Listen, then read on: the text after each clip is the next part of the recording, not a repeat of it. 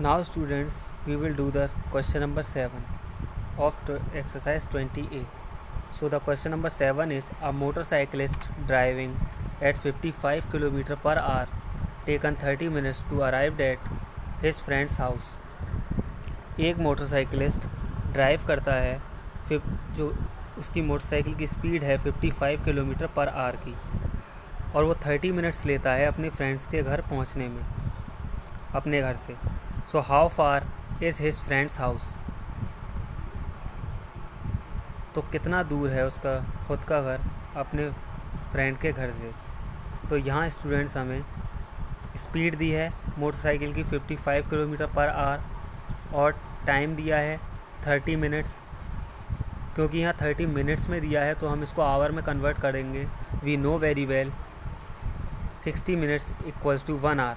So 30 minutes equals to 1/60 multiply by 30 equals to 1/2 hours. So हम यहाँ time को minute से आवर्स में कन्वर्ट कर लेंगे. So 30 मिनट्स हमारा टाइम हुआ 1/2 आवर. नाउ हमें we will find out the distance. So in notebook we will write the statement first. So question number 7, speed of motorcyclist equals to 55 km per hour. Time taken equals to 30 minutes. We will convert into hours. 30 minutes equals to 1/60 multiplied by 30. It will be 1/2 hour. Now distance equals to question mark. We know very well distance equals to speed into time. Speed multiplied by time. So speed equals to 55 km per hour multiplied by time 1/2 hour. When we will solve it, it will be 27.5 kilometer. So here we will write, so distance covered by motorcyclist equals to 27.5 kilometer. Answer. Now students, we will move on question number 8. Question number 8 is a ship moves at 25 kilometer per hour.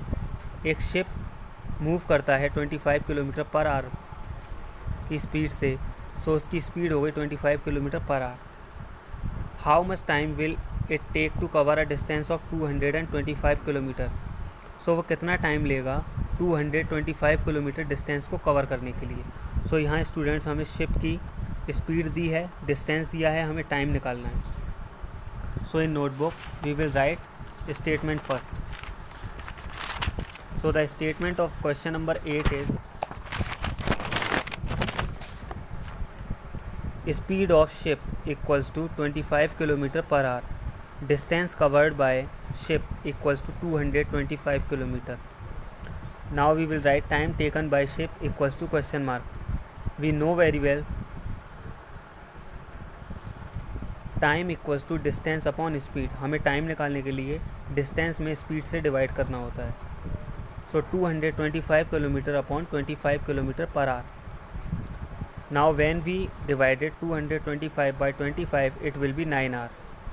So we will write, so the time taken by ship 9 hour. Answer. Now we will move question number 9. Question number 9 is two buses start from the same bus stand at 8 AM.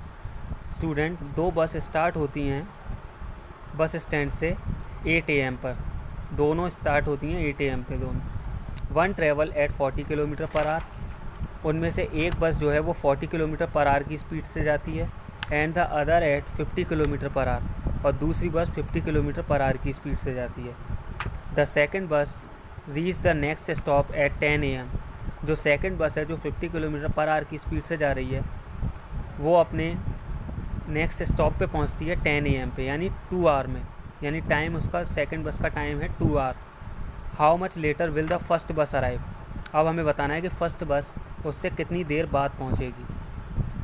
So in notebook we will write the statement it has given. So we will write time taken by second bus equals to 2 hour because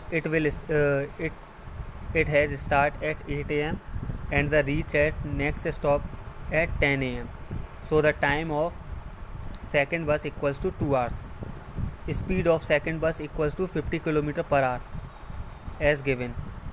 Distance covered by bus equals to speed multiplied by time. So 50 kilo, we will multiply 50 and 2, 52 ja 100.